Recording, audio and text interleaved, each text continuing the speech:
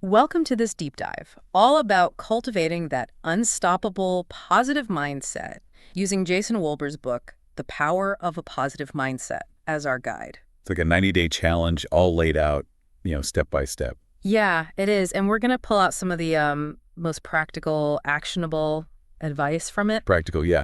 Because Wolbers, he's not like some guru who's always had it all figured out. He actually started out as a top salesperson. At 18. Yeah. Barely an adult and already crushing it in sales across the country. Crazy, right? And it seems like from the get-go, he's been fascinated by people and like what makes them tick, motivation and all that. Yeah, he and his wife, Tara, they ended up starting their own business, but jumped in with way more passion than actual business know-how. Oh, I bet they learned a lot the hard way, huh? Sounds like it. Struggled quite a bit in those early years. But that's kind of inspiring in itself, right? That resilience, always learning, adapting. For sure. So the book, it's structured as this 90-day challenge, sort of like a total transformation for your mindset. And one of the first things Wolbert hits on is, that having a positive outlook, it's not some magical trait you're born with. It's a choice. Yeah. Like he compares it to changing the channel on your TV. If you're tuned into something that's dragging you down, just switch it up. Love that analogy. You're in control of what you're letting into your mind. And speaking of things we can control, he also talks about exercise, not just for physical benefit. Oh, no, he's all about the mind-body connection. Yeah. Makes a strong case for how exercise can sharpen your thinking. Right. He even mentions how it helps with concentration and even fights age-related decline in the brain. Pretty compelling stuff. Like a healthy body really does lay the groundwork for a healthy mind. Now, this is where Wolbers gets really interesting. He takes the whole golden rule thing and kicks it up a notch. Treat others how you want to be treated, right? Yeah, but he goes further. Says being kind is beneficial even if the other person isn't kind back. And get this, he even suggests cutting toxic people out of your life. Wow, that's pretty radical. I mean, have you ever had to make that kind of tough decision? It definitely makes you think about who you're letting into your inner circle. Are they lifting you up or bringing you down? Exactly. And then there's this awesome idea of recapturing that childlike way of thinking. Remember, when you were a kid and anything felt possible. Yeah, that sense of wonder. He wants us to shed all the limitations we, kind of pile on ourselves as adults and tap back into that. Think like a kid again. Do you think that's really possible? I think it's more about rediscovering that sense of possibility and approaching things with a bit more, openness, maybe? I like that. So the book outlines a ton of habits to build this unshakable positive mindset. One that really stood out to me was this idea of never stop learning. Oh yeah, lifelong learning. And it's not just about, reading books. It's about actively seeking out positive content wherever you can find it. Videos, podcasts, even social media. Makes sense. You're constantly feeding your mind with empowering information. And it shapes how you see the world, right? Exactly. Another habit he's big on is helping others. He even quotes Zig Ziglar, who believed that when you help someone, you ultimately benefit too. It's like that ripple effect of positivity, right? Totally. And I know this one's close to your heart, the gratitude journal. It's something Wolbers credits with helping him through some really rough patches. Yeah, it's powerful stuff. It's amazing how simply writing down 10 things you're grateful for each day can just shift your whole perspective. Have you always kept a gratitude journal? On and off. Yeah. But I always feel so much better when I'm consistent with it. He also talks about faith, but in two different ways. The first one is more about belief in yourself, belief in others, acknowledging that, hey, we all mess up, but we shouldn't stop believing in our potential or the good in other people. Right. And the second type of faith he mentions is, I think, more connected to his personal beliefs. Yeah. It's about believing in, a bigger picture, a sense of hope that goes beyond what we can see or touch. Yeah. And that kind of faith, it can bring a whole other level of joy and resilience, when times get tough. Definitely. It's like having this unshakable foundation that helps you navigate the ups and downs. Then there's something so simple but so powerful, smiling more. He even says it's not just about making yourself feel good. It actually has a ripple effect, boosting the moods of those around you. It's like a little mini mood booster that you can share. And then he compares mental toughness to physical toughness. Right. Both require consistent effort and training. He lays out a mental toughness regimen, reading positive stuff, listening to uplifting music, prayer, meditation, and of course, exercise. It's like building those mental muscles, making yourself more resilient. And he makes this really interesting point about repetition. He compares learning a new skill, like riding a bike, to developing a positive mindset. Remember all those bumps and bruises when you were learning to ride a bike? Oh yeah, lots of falls. He says it's the same with building a positive mindset. We often expect to, like, master it overnight, but that's not how it works. It takes practice, making mistakes, and trying again. And he uses these examples of athletes and professionals, showing how they dedicate hours and hours to practice and repetition to reach that level of mastery. Right. It's that whole idea that, true growth involves setbacks, and Yeah. perseverance is what separates the winners from, well, everyone else. Exactly. It's about being willing to put in the work, even when it gets tough. He also dives into this concept of positive by association, reminding us that the people we spend the most time with, they have a huge influence on our mindset. We've all heard that saying, you are the average of the 5 people you spend the most time with. Right. And Wolbers, he really challenges us to look at our inner circle and ask, are these people helping me become the best version of myself? It's a powerful question. It is. And then he talks about championship habits, which are those things that successful people do even when no one's watching. It's like that inner drive that separates the dreamers from the achievers. It's about having that discipline, that commitment to excellence, even when it's hard, even when no one's giving you a pat on the back. And that ties in perfectly with what he calls burning desire. That's that passionate yearning that fuels action. It's not just wanting something, it's a fire that drives you to go after it. Have you ever felt that kind of intense motivation? Oh, absolutely. I think anyone who's ever achieved something truly meaningful has tapped into that burning desire. It's what pushes you beyond your perceived limitations and helps you accomplish things you never thought possible. And speaking of pushing through those limitations, Wolbers is a big believer in perseverance. It's that whole keep on keeping on attitude. He emphasizes that setbacks are inevitable. Life's going to throw you curveballs. Yeah. The key is to keep moving forward, even when you feel like giving up. And one habit I know you'll appreciate is this do-it-now approach, which is all about tackling procrastination head-on. Procrastination. Yeah. It's the ultimate dream killer. It leads to stress, anxiety, and that feeling of being constantly overwhelmed. And Wolbers shares his dad's advice for combating it. Create a to-do list and tackle the most important tasks first. It's about being proactive and taking control of your time and energy. Then he shares this incredibly moving story about Austin Schroeder, this young man who passed away from cancer. But what's really inspiring is how his family turned their grief into action. They created a foundation to help other families facing similar challenges. That's a beautiful example of finding the good, even in the face of tragedy. It is. It's a reminder that even in the darkest of times, there's always an opportunity to create something positive and impactful. And then he talks about feel the fear and do it anyway.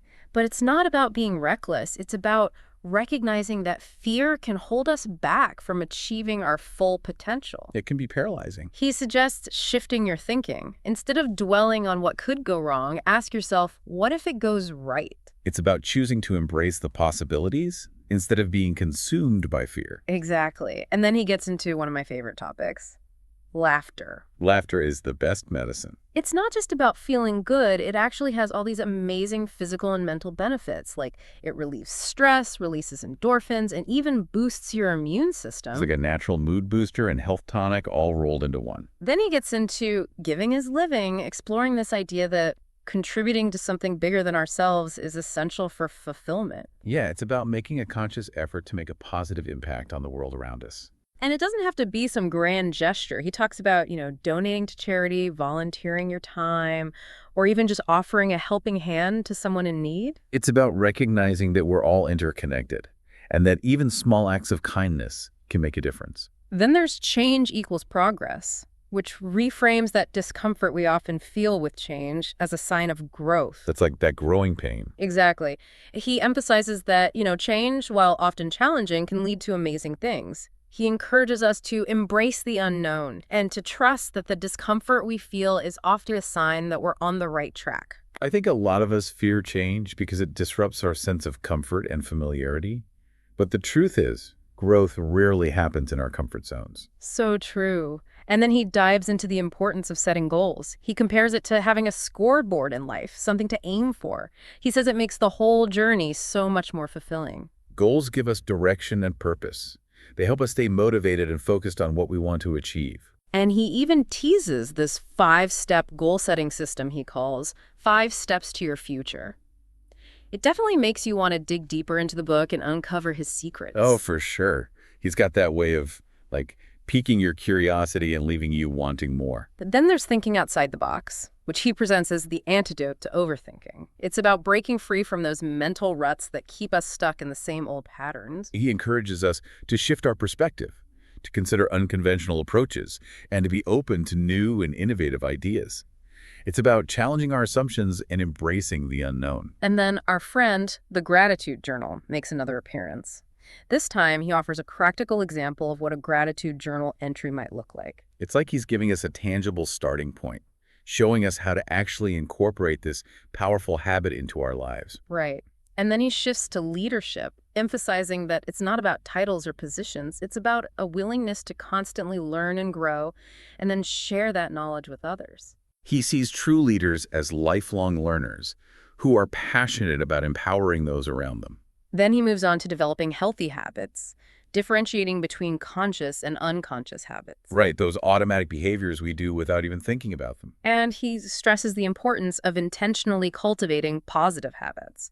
It's about becoming aware of the things you do regularly and making conscious choices to replace negative habits with positive ones. Because those small actions, repeated consistently over time, can lead to significant changes in our lives. Then he shares some seriously inspiring examples of perseverance, like Walt Disney facing bankruptcy before achieving his dreams, and J.K. Rowling struggling as a single mother before Harry Potter took off. Those stories are a powerful reminder that success is rarely a straight line.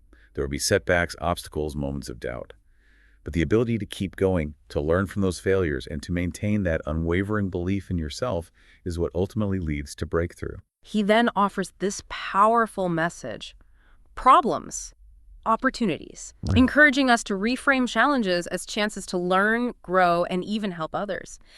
It's about shifting our perspective from seeing problems as roadblocks to viewing them as stepping stones on our path to something greater. It's a powerful mindset shift. It is, and then he emphasizes the importance of balance, making sure we're carving out time for work and play. He's got this fun saying, work hard, play harder. It's about finding joy and fulfillment in all areas of life, not just work.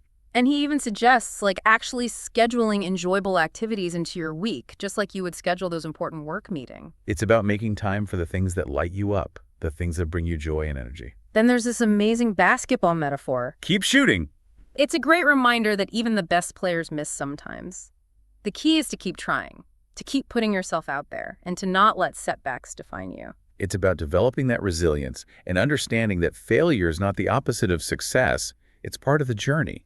And then he challenges us to be the change, to take personal responsibility for creating the positive changes we want to see in the world. It's a call to action, a reminder that we have the power to make a difference, both in our own lives and in the lives of others.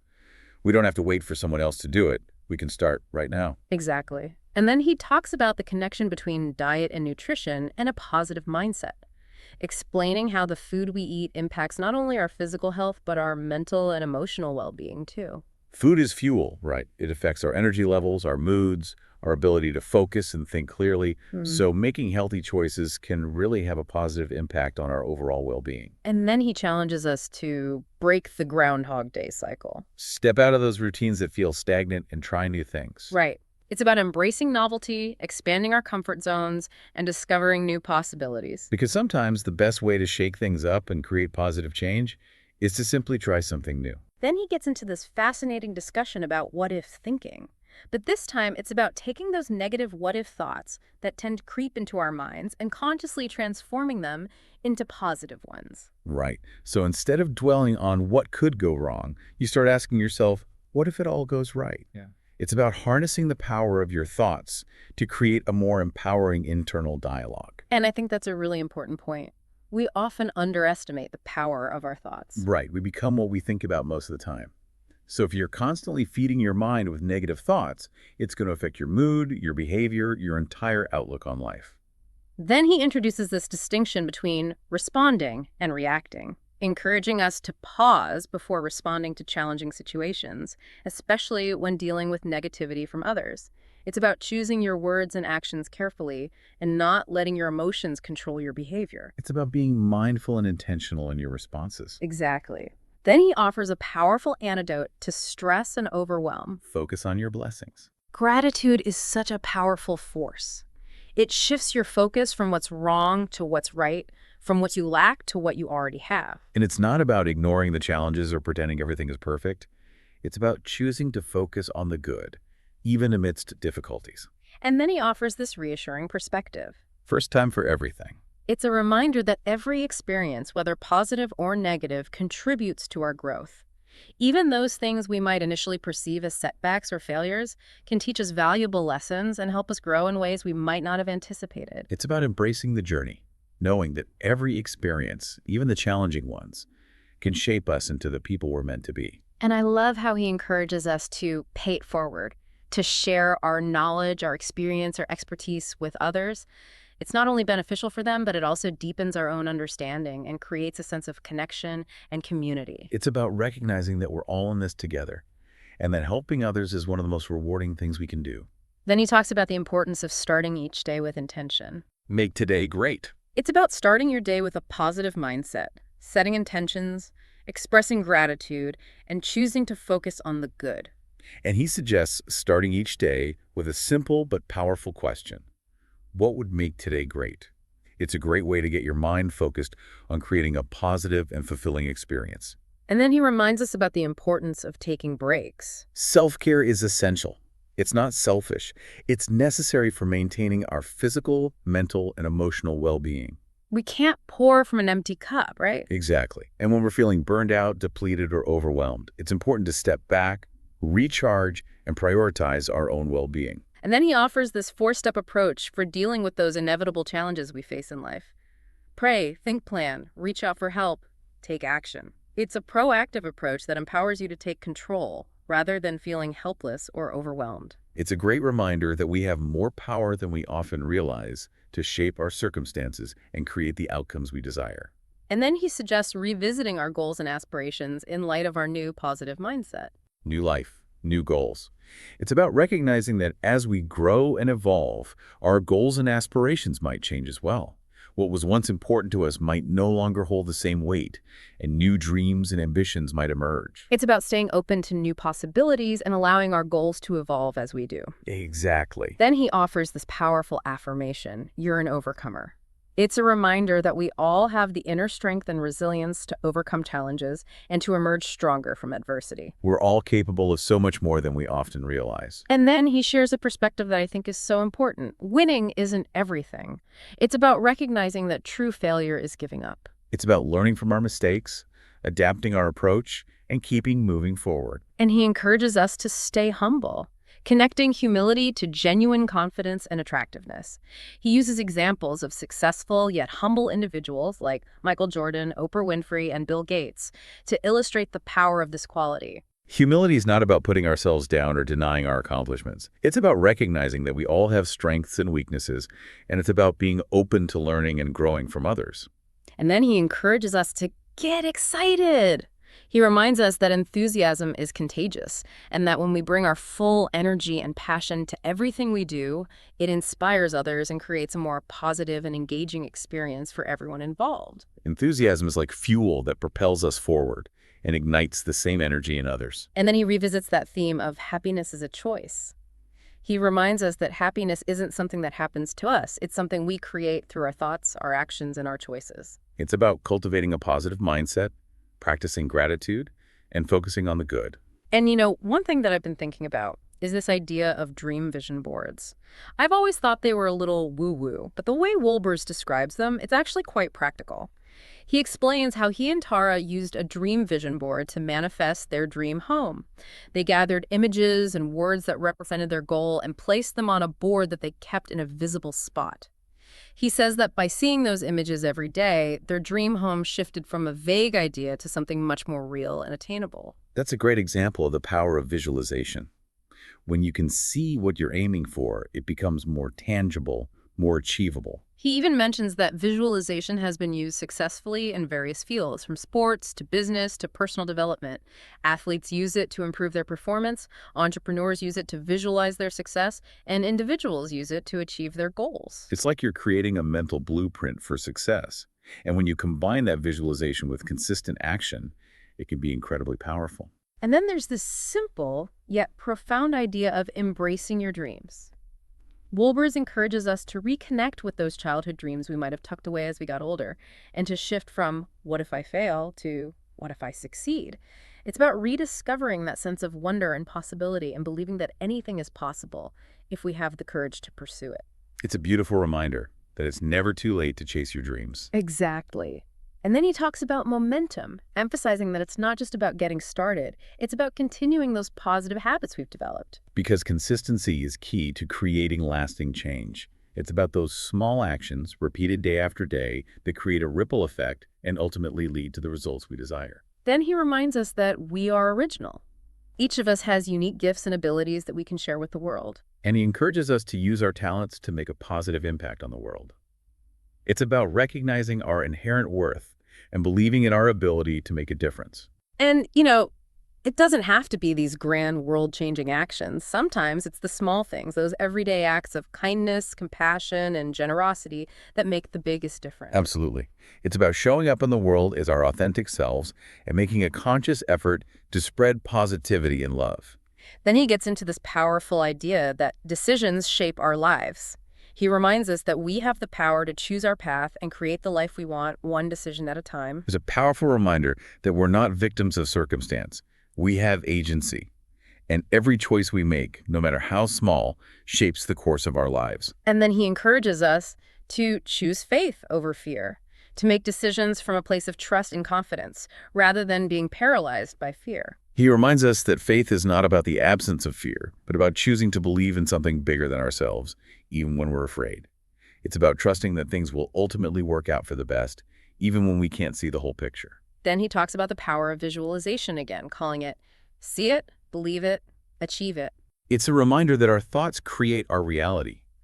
And when we can visualize our goals as already achieved, it primes our minds for success and increases our motivation to take action.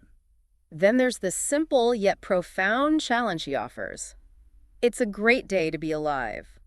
He encourages us to start each day with this affirmation, reminding us to approach each day with gratitude and optimism, regardless of the challenges we might face. It's about choosing to focus on the good, to find joy in the simple things, and to appreciate the gift of life. And finally, he encourages us to live our purpose, to identify our passions, our values, our unique strengths, and then find ways to align our actions with that purpose.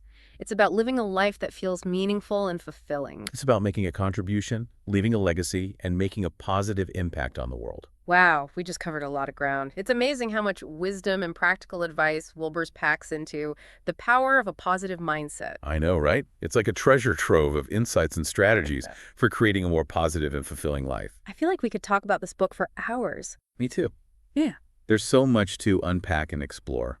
So as we move into the next part of this deep dive, we're going to delve a little deeper into some of Wolbers' most practical and actionable advice, giving you concrete steps to cultivate that unstoppable, positive mindset. Get ready, because we're about to unlock some serious power within you. All right, let's dive into some of the more tactical stuff Wolbers lays out in The Power of a Positive Mindset. He starts off strong with this make today great approach. It's all about kicking off your day with intention. Like setting the tone for a more positive and productive day. Yeah. And one of the first things he suggests is starting with gratitude. Just taking a few moments to appreciate, the good stuff in your life. Doesn't have to be anything big, even small things. It's that shift in focus, right? Like instead of dwelling on what's missing, you acknowledge what you already have. Exactly. And he says it could be as simple as enjoying a cup of coffee or, appreciating a sunny day. Oh, totally. It's like finding those little things that bring you joy. It really does make a difference. And then he's big on incorporating positive affirmations into your morning routine. Those short, powerful statements that basically reinforce the beliefs and outcomes you want to create. Right. So, for example, if you're trying to build more confidence, you might say something like, I am capable and worthy of achieving my goals. And it's not just about, mindlessly repeating the words. It's about really feeling them, believing them. Like embodying that belief. Exactly. And then he talks about setting clear intentions for your day. Asking yourself, What do I want to accomplish today? How do I want to show up? It's about being proactive, like taking control of your day instead of just, reacting to whatever gets thrown your way. It's so easy to just get swept up in the chaos of daily life, Mm. but when you take those few moments to set intentions, you're essentially choosing how you want to direct your energy. I love that. It's like you're taking the reins and steering your day in the direction you want to go. Now, let's be real. There are always going to be those moments when, like, negativity creeps in. Do you remember that TV remote analogy Wolbers Oh, uses? yeah. When those negative thoughts start playing, it's time to switch the channel. And he offers a few ways to do that. Replacing those thoughts with positive affirmations, focusing on things you're grateful for, or even just thinking about a happy memory. Anything to interrupt that negative spiral. It's about not letting those negative thoughts take control. Exactly. And he's clear that it's not about denying or suppressing those negative emotions altogether. It's more about acknowledging them and then making a conscious choice to shift your focus. Right. It's about recognizing that you have the power to choose what you focus on. You don't have to be a victim of your thoughts. I love how he puts a positive spin on that whole what if thinking. You know how we often get caught up in those negative what if spirals? Like, what if I fail? What if this goes wrong? Yeah, exactly. But Wolbers, he challenges us to flip the script and ask ourselves, what if it goes right? Love that. It's like instead of focusing on all the things that could go wrong, why not focus on the possibility of things going amazingly well?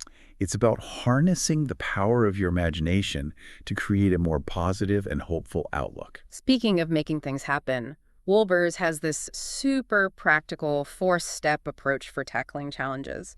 He calls it pray, think plan, reach out for help, take action. It's about moving beyond just wishing things were different and actually creating the change you want to see. Yeah, it's about being proactive. Totally. So the first step, pray. It might resonate more with some people than others. Yeah. But regardless of your beliefs, I think it can be interpreted as like taking a moment for reflection, connecting with a source of strength and wisdom. Whether that's your inner wisdom, a higher power, whatever resonates with you. Exactly. And then the next step is think plan. This is where you break down the situation, brainstorm possible solutions, and come up with a clear plan of action. It's about taking control instead of letting yourself feel overwhelmed. Then there's reach out for help. It's a reminder that we don't have to go through these times alone. Sometimes just having someone to talk to, someone to offer a different perspective can make a huge difference. And then finally, take action. Put that plan into motion. It's about moving beyond contemplation and actually doing something to create the change you want to see.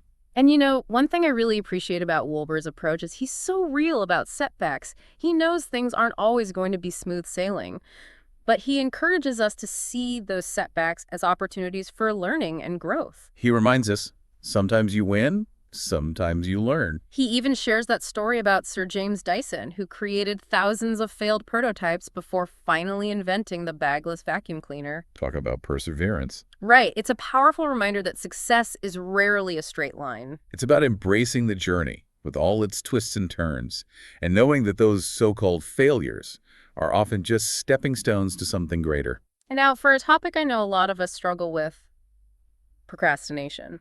Wolbers is not a fan. He calls it a breeding ground for negativity and stress. And he's got this do-it-now philosophy to combat it. It's about breaking that cycle of putting things off and developing a more proactive mindset. And he suggests making a to-do list each day, prioritizing those most important tasks, and just tackling them head on. It's about taking control of your time and energy rather than letting them control you. And speaking of control, another thing Wolbers stresses is balance.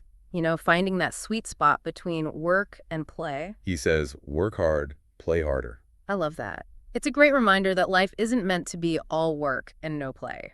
We need to make time for the things that bring us joy and recharge our batteries. And sometimes that means actually scheduling those enjoyable activities into your week, like blocking out time for a hobby, a date night, or just some downtime to relax and recharge. Now let's talk about relationships. Oh yeah, this is a big one. Wolbers reminds us that the company we keep has a huge impact on our mindset and well-being. We become like the people we spend the most time with. So it's crucial to surround yourself with positive, supportive people who lift you up. Absolutely. He even suggests taking a hard look at your inner circle and asking yourself, are these people helping me become the best version of myself? It's a powerful question that can lead to some, sometimes uncomfortable but necessary realizations. It's about recognizing that you have the power to choose who you allow into your inner circle. And sometimes that means making tough decisions to distance yourself from people who are bringing you down or holding you back. And speaking of things that can be tough, let's talk about change.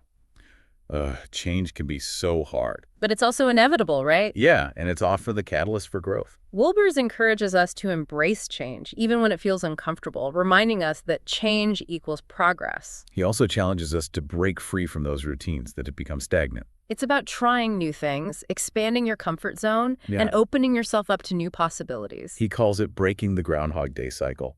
And then there's giving, something that's often overlooked but so incredibly powerful. Wolbers says, giving is living.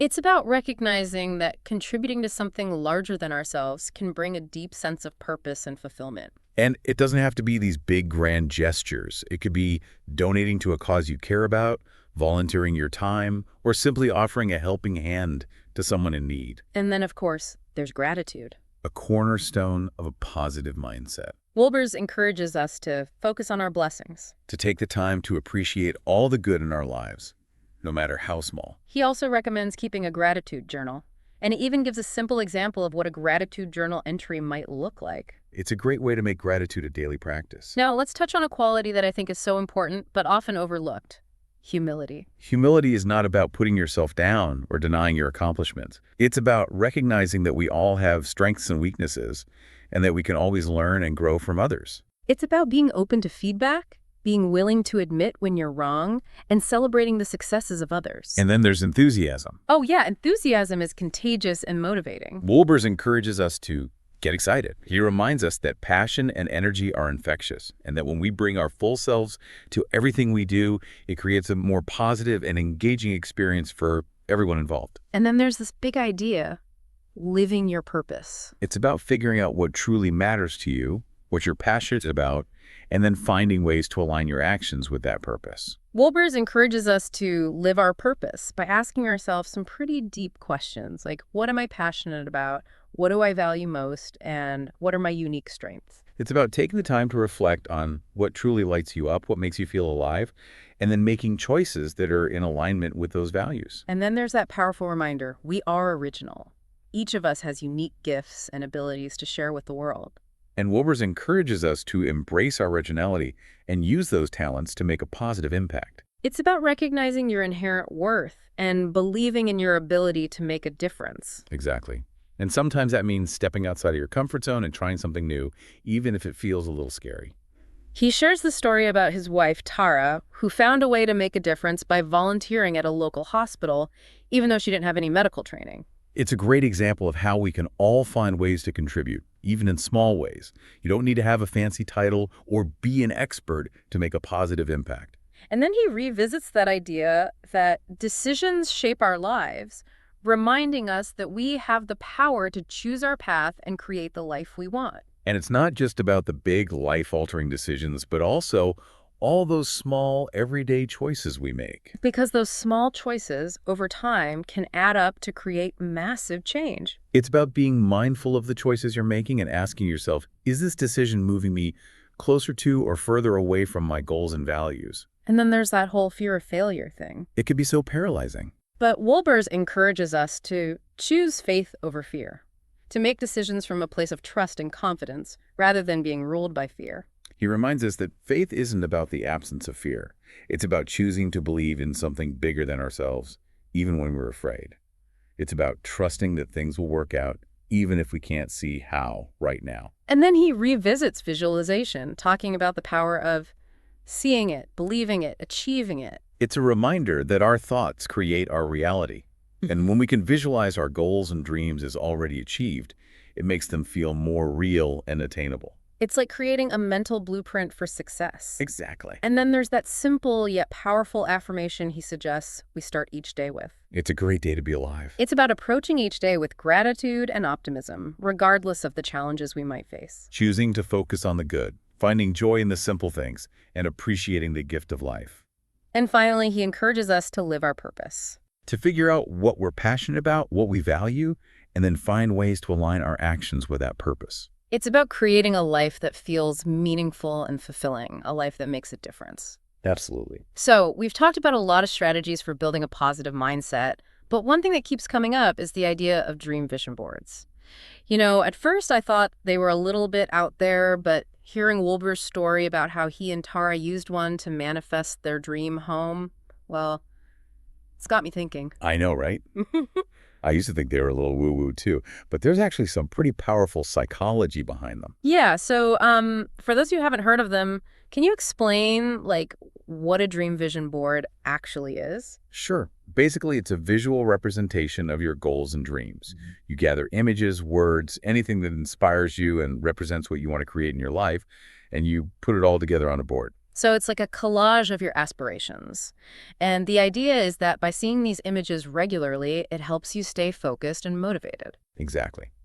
And it taps into the power of visualization, which has been shown to be super effective for achieving goals.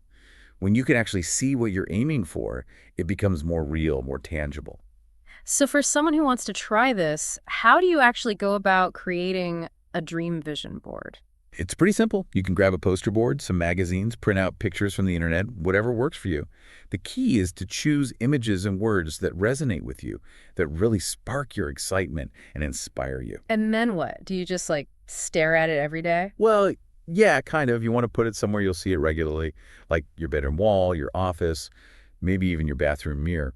The point is to keep those dreams and goals front and center in your mind. So it's like a daily dose of inspiration. Exactly. That's awesome. And this ties in really well with what Wolber says about embracing your dream. He encourages us to reconnect with those childhood dreams we might have put aside as we got older. Yeah, you want us to shift from what if I fail to what if I succeed. I love that. It's about rediscovering that sense of wonder and possibility. And remembering that anything is possible if we believe in ourselves and are willing to take action. So true. Well, as we wrap up our deep dive into the power of a positive mindset, what would you say are the key takeaways? What are those like big nuggets of wisdom that we should all remember? I'd say, first and foremost, remember that a positive mindset is a choice. It's not something you're born with. It's a skill you develop with effort and consistent practice. It's like building a muscle. The more you use it, the stronger it gets. Exactly. Right. Second, remember that action is key. Positive thinking alone isn't enough. You have to actually take those steps, make those changes, and put in the work to create the life you want. Don't just dream it. Be about it. And finally, don't be afraid to dream big. Embrace those aspirations that truly light you up. Create a vision for your life that excites you, and then go after it with everything you've got. Because the only limits to our potential are often the ones we place on ourselves. So true. Well, that wraps up our deep dive into the power of a positive mindset.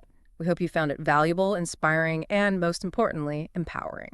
Remember, you have the power within you to create a life that is truly extraordinary. A life filled with joy, purpose, and fulfillment. So go out there and make it happen. Thanks for joining us on this deep dive.